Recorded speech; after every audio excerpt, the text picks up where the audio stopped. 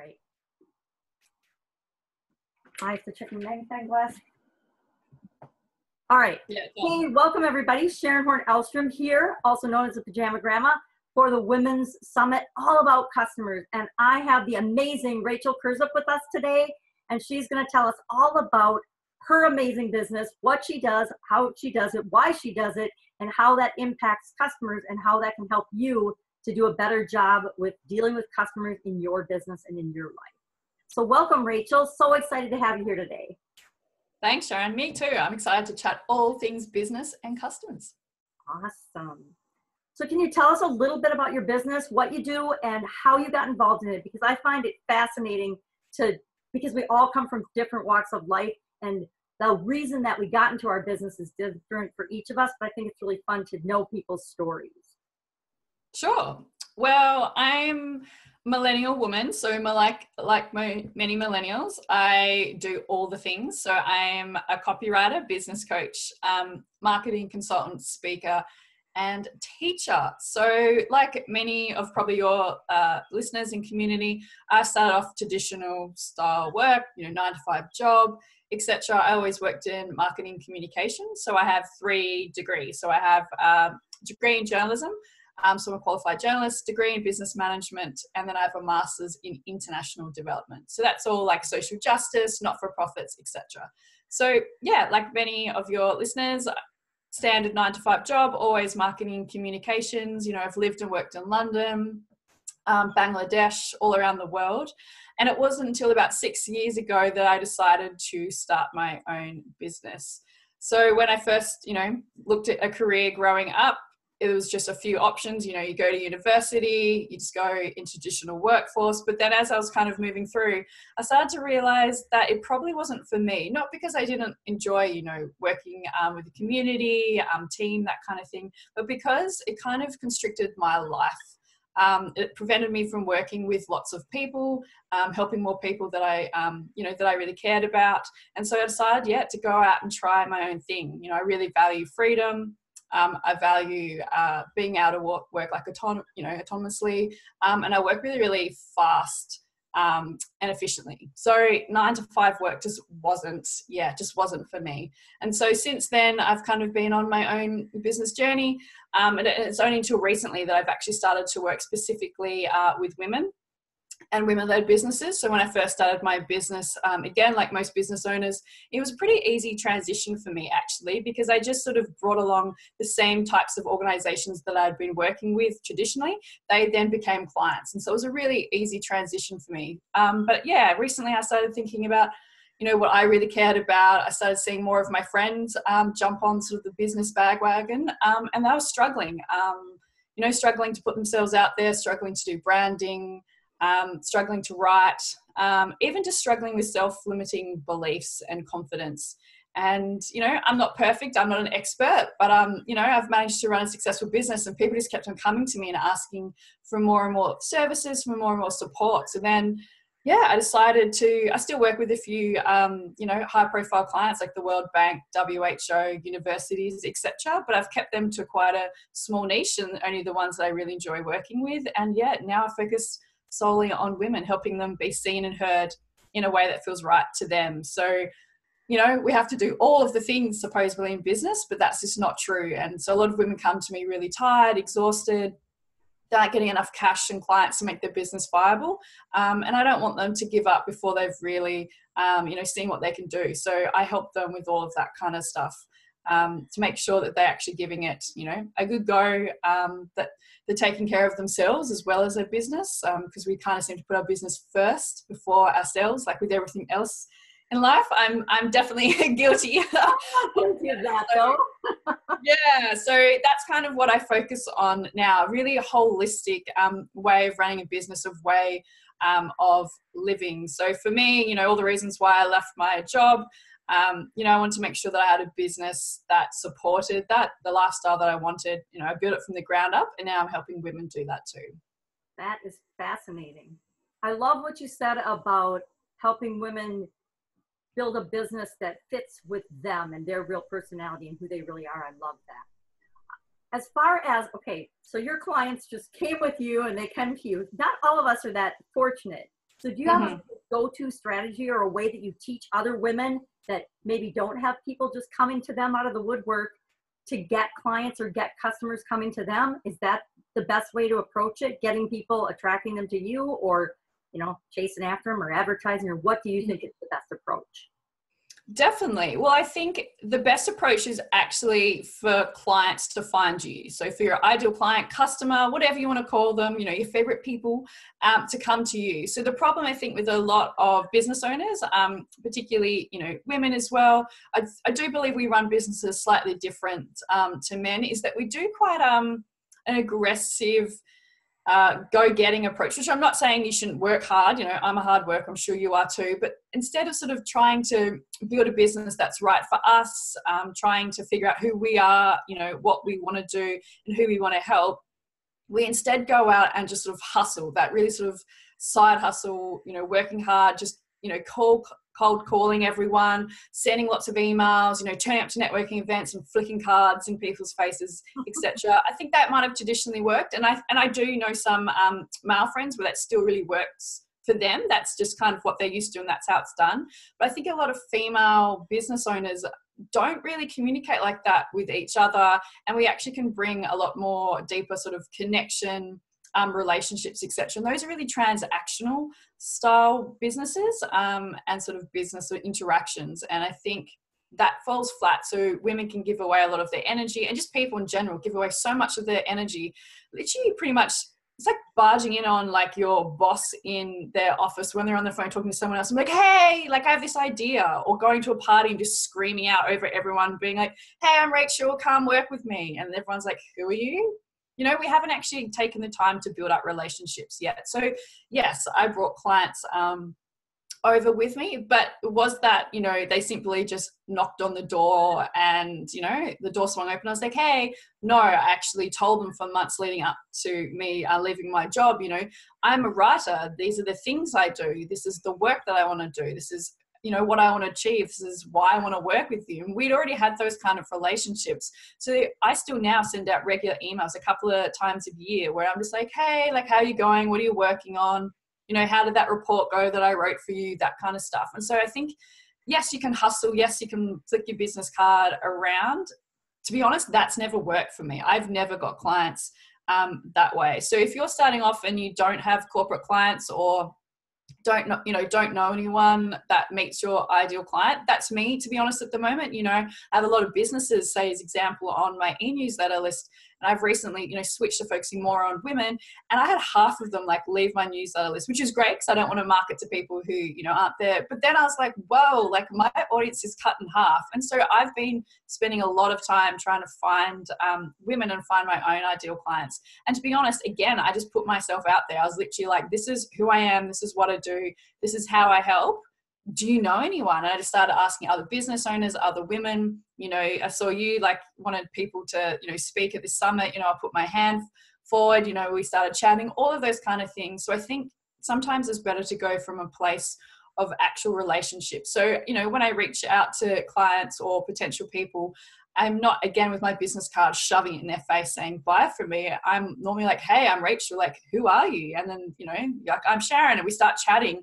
And I'm not actually thinking about trying to get money from you or make you a client. I'm just wanting to get to know you. And so I treat all of my potential clients and my network really as friends. And I find that so much more rewarding, because even if you're not, say, you know, a client of mine, but then you might have a friend who says in 2 weeks or 6 months time, I need someone who's a, you know, copywriter and a marketing consultant. I want someone, you know, who makes me feel comfortable that I can chat to. And then all of a sudden, you know, you've sent them to me, and that's great, because one, I didn't have to pay for it.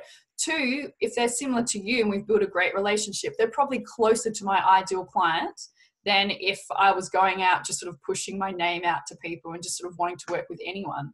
And so I think that's actually probably the best way to do it. So that's where it comes in, where, you know, you have to be seen and heard. You have to be willing to put yourself out there, like you said, because you can't sit behind a computer screen or your phone anymore and just send out cold emails and expect to get results. Like, how many of us get emails generally, let alone these ones? You know, if I don't know who you are, I might have a quick look. But if it's just a sales pitch and you don't really know who I am and haven't even asked me how I am or what I'm doing, I'm probably less likely to engage with you. So, unfortunately, it's still what we've always said, relationships are the way to go. And so, yeah, that means getting out from behind your computer, showing up, doing the work. Absolutely. I love that. I don't know about you, but I'm on some social media, so like LinkedIn and Facebook, and I hate that when you accept somebody's friend request and then the first message they send you on Messenger or in LinkedIn is, oh, hey, here's all the things I do, buy my stuff. And I'm like, I don't even know you. I sent you a friend request because I like what you did, but could we like have a little conversation, or could you find out what I do? And especially, it's annoying when they don't even look at what you do. Like I get offered the same thing that I do for people all the time. And I'm like, okay. And I just send back, well, this is kind of my thing too. So I don't really want to hire you to do it for me, but thank you. So I'm 100% about the relationships. It's so important. And I think women, that's our strength though. And that's what will give us a competitive advantage, because we are good at relationships and building relationships. And we know that they're more important to us than just being, I call it being salesy. I don't know about you, but I don't have a salesy bone in my body. I mean, it's hard for me to even make offers ever because I don't want to be salesy. I'd love to help people, but I don't want to sell them stuff. So how do you recommend that people get seen and heard? I mean, I hear that, I've been hearing that a lot today. It's like, oh, you need to get seen, you need to get heard. But how do you know the best way for you to get seen and to get heard? Sure. Well, I think first of all, I want to take a step back and actually, I think you need to reflect inwards, a bit of self-awareness, think about like why you're really starting a business. So a lot of clients come to me, maybe they've had like a bad boss, or they've recently started a family and need to make a bit of extra cash, or, they have like a hobby and all their friends say, I love it. You should totally sell these. Whatever the reason, I'm not saying any of these are bad, but you just need to be really clear why you're starting a business. Are you starting it because you truly want to start a business, or are you doing it, just for money? Because I always say that, a lot of people start businesses because they're passionate, and that's what the word we hear all the time. I'm passionate about this, I'm passionate about that. But I actually believe passion fades, and for me, it fades pretty quickly with things. You get overwhelmed, you're tired, you have to still do the work. But what actually keeps me going is purpose. So purpose is different to passion. Purpose is that, for all the buzzwords as well, like, that higher calling, the thing that gets you up in the morning. Like, at the end of the day, I'm confident now that if someone, dangled a 9-to-5 job in front of me, this perfect job, this perfect role with all these supposed opportunities, I would still choose me and my business over that. And that's because I know why I want to run my business. I know why I've made that decision. So I think, first of all, you just need to figure out why you're doing this thing. So when it gets hard, and even on the good days, you have direction, you can make choices a lot easier. You can focus your energy in the right places. And then once you kind of know that, you then still really need to know who your ideal client is, like who you're helping and why. And again, that feeds into purpose. So I think once you have all of that, then you can start to be, I suppose, really strategic. You can look at your values, you can look at your strengths, look at, maybe areas you don't feel so comfortable in. So as an example, I also say, if you hate a marketing activity or a marketing idea or template or system, just don't do it. Like, why are we kind of following everyone else's models over and over again? A lot of the time, again, it's because we don't have the clarity and confidence. So I think once you kind of know who you are, what you do, and who you help, you can start to be just honest with yourself. Like, I know some women who are amazing writers. I write, but they're just amazing writers. They hate being in front of a camera. Like, they, get kind of like all hunched over and sweaty and gross, and they don't look confident. So I say to them, do you need to do Facebook Lives? No. Can you instead build up a really beautiful, amazing, e-newsletter list where it's still really personal and you're showing photos and behind the scenes and all of that kind of stuff that we want from video, right? So you can see me animated, how I am, how I talk, my personality. You can still achieve that in a written form or a visual form. It doesn't have to be Facebook Live. So instead of forcing yourself to do it, feeling uncomfortable, hating it, and then quitting 6 weeks in, which, let's be honest, so many of us have done that, right? I've even tried things and then it's like, it's not for me, and quit.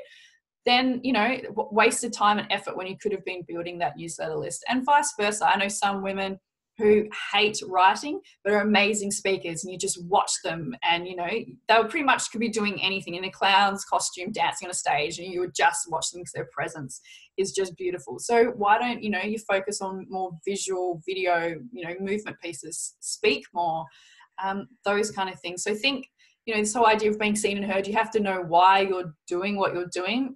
Then being strategic is a lot simpler. And so someone can come to you and say, hey, you know, like, Rachel, do you want to do a speaking opportunity? I love speaking. You know, I teach at university. I do a lot of speaking events. Yes, I still get nervous and stumble around a little bit. But I'm like, sure, where I know some business owners would just be like, no, thank you. You know, like they know really, really clear. And then that's where they focus their efforts. So I think for me, that's what I always suggest to women. They have to kind of look inward first before they look outward. And because marketing fads come and go. I mean, you know, there's like live streams and there's Insta stories and then there's writing newsletters, and you can choose all of the things or you can do no things. I actually know some women who do absolutely nothing and have run really successful businesses. Like I have a really successful business and I don't have a huge email list. I'm always doing Facebook Lives, etc. But I've been really strategic in other ways. You do unfortunately have to do some marketing activities. You do have to turn up. But I know some women, yeah, like I said, build successful businesses and all they do is networking events. Like you rarely see them online. If that works for you, go for it. Again, you don't have to be doing all of the things online to make your business successful. Absolutely. I actually come from an offline world. I call it the brick and mortar world. And what I do is I help people transition to the online world, because I've just joined the online world, under 2 years ago now.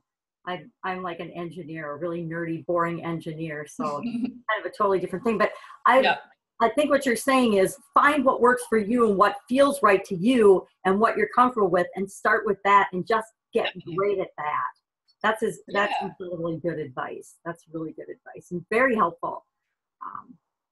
So if you had one tip and one strategy and one thing you would tell a new startup business owner or an existing business owner to do with respect to handling customers, what would you say? What would that one piece of advice be? I think it's just honesty. You actually, you know, you can be professional and honest. I work, you know, with a lot of clients who are like, oh, I have to talk about myself in the third person to be professional, or I can't, you know, say a client, you know, my baby's sick and I just can't get the work done today, I just need an extra day, or, you know, I used to suffer from migraines and still do, you know, like they're just freaking out. We have to kind of create this fake persona. And I was like, no, you just need to be honest, and you don't have to have all of the answers all of the time too. I think as business owners, we freak out. You know, people come to us with a question and we think we have to know everything. And I often say to my clients, you know, like, well, I'm an expert in this. My assumption is X, Y, and Z. But you know what? I'm going to go check with my friend who does Facebook ads for a living.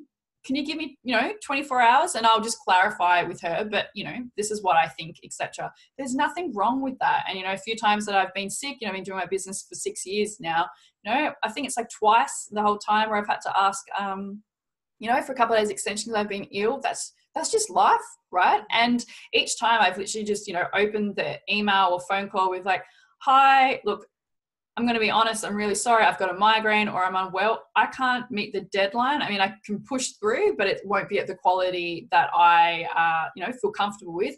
Can I have until Thursday? Well, you know, we can make up the project timeline later, you know. And every time, all of my clients have always said, thank you for your honesty. Yeah, we want your best work. We want you to get better. Like, take longer. Take as long as you need. Like, no one's ever turned around and yelled at me. And no client's ever been like, what? You're an expert. Why don't you know this, you know, answer to this weird little question that I have?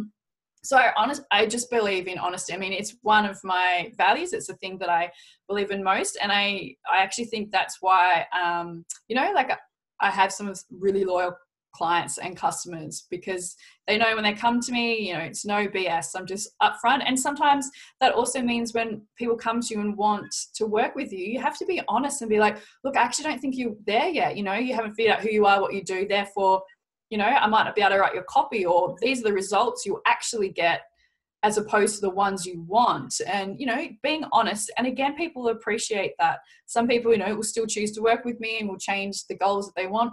Some clients come back 6 months later, and some clients actually say, you know what, I'm not the perfect person for you. I don't actually think you know, we have the same values. I don't think you have trust in my system. I need all of these things for us to work together to get the results that I want to achieve for you.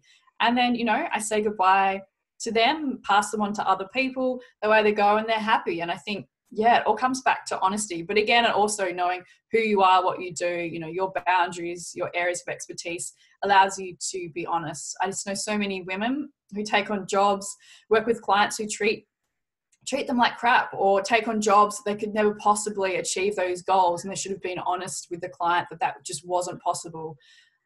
You know, we can be superheroes, super women, but some things in life you just can't achieve. You know, you can't guarantee that if you write website copy or support a business owner that there's something going to have overnight success. There's so many other elements involved in that.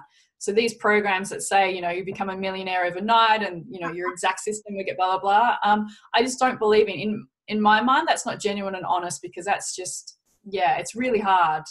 You know, if business was as easy as we all make it out, we'd all be business owners and we'd all be millionaires, and we're not. So again, honesty, would be my number one tip. That is fantastic. I subscribe to the theory of under promise and over deliver, because me too. I spent 25 years in corporate America and I was quality manager. So somehow I always ended up having to be the one that went to the clients and explained why we couldn't do the things from a manufacturing standpoint that the sales department guaranteed that we could. And it was like so frustrating. And so I learned, and then when I struck out on my own, it's just always under promise, over deliver on absolutely everything.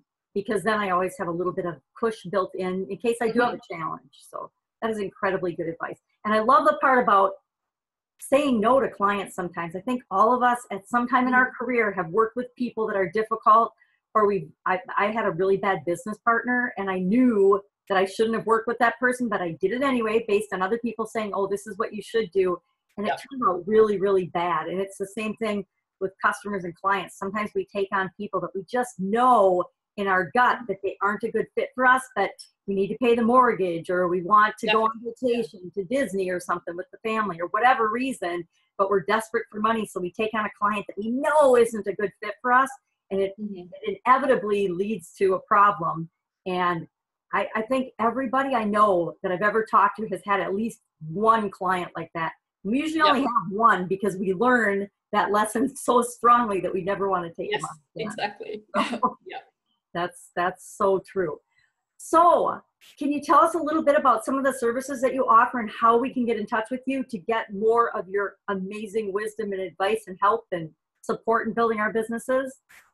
Sure. Well, you can find me at my website. That's my home base. It's my baby, where I spend all of my time and have got everything there. So that's rachelkurzyp.com.au, and I offer tailored, like one-on-one, three business packages. So I have sort of what you call a standard, advice over coffee, sort of, business coaching package, where we chat for a few hours, we figure out solutions to one to three problems that you're having, and then I actually help you create an action plan.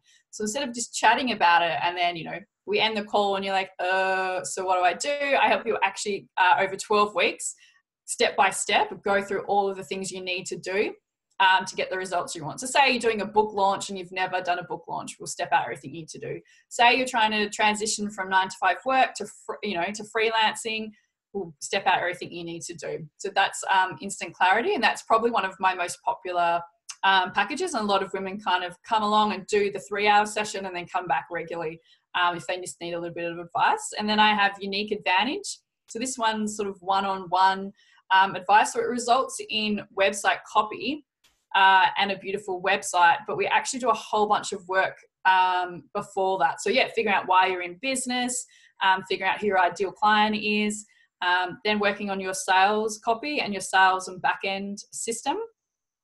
Because a lot of business owners will come to me and, I need copy, or I need words, or help me explain this.